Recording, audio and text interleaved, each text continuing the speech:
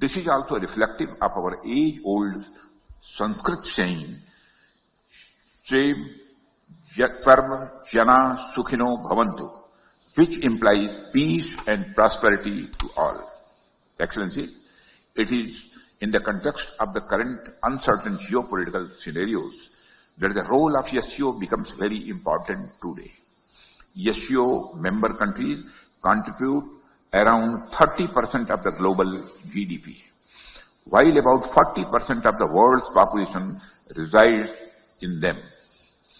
We therefore have a collective stake to create a safe, secure and stable region that can contribute towards progress and improvement of our people's lives.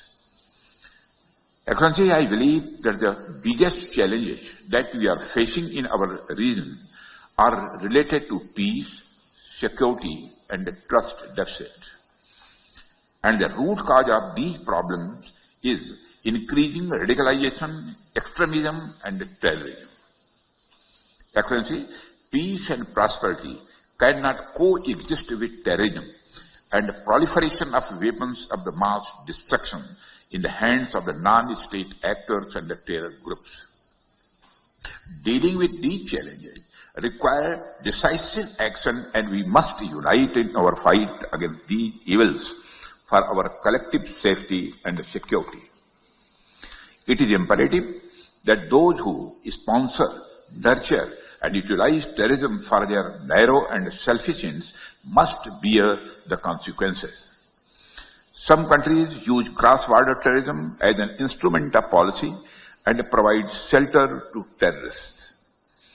There should be no place for such double standards. SCO should not hesitate to criticize such nations. India's zero tolerance for terrorism is manifest today through its actions. This includes our right to defend ourselves against terrorism. And we have shown that epicenters of terrorism are no longer safe, and we will not hesitate to target them.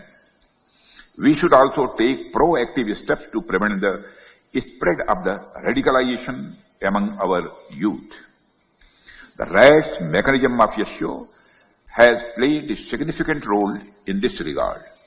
The joint statement of the Council of SCO heads of state on countering radicalization leading to terrorism, separatism and extremism issued during India's chairmanship symbolizes our shared commitment.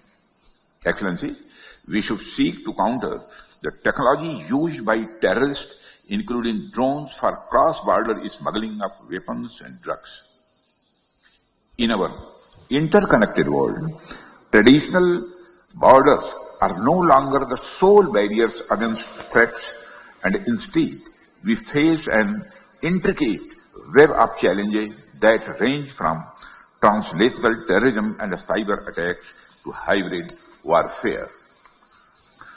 These threats do not respect national boundaries, and they demand a unified response rooted in transparency, mutual trust and collaboration.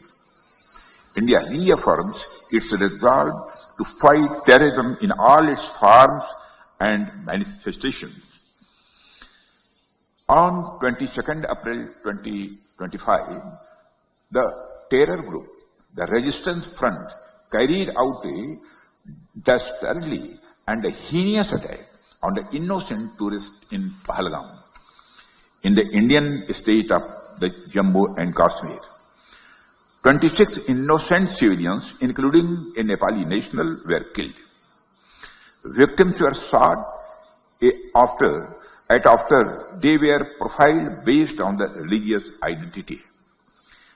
The Resistance Front, which is a proxy of UN-designated terror group Lashkar-e-Toiba, claimed responsibility for the attack.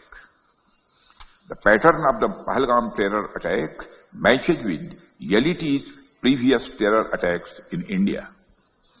In exercising its right to defend against terrorism and preempt as well as deter further cross-border terrorist attacks, India on 7th May 2025 successfully launched Operation Sindoor to dismantle cross-border terrorist infrastructure. We reiterate the need to hold the perpetrators, organizers, financiers, and sponsors of reprehensible acts of terrorism, including cross-border terrorism, accountable and bring them to justice. हमसे जुड़े रहने के लिए हमारे YouTube channel को subscribe करें और नई वीडियो की नोटिफिकेशन के लिए बेल आइकॉन को दबाएं।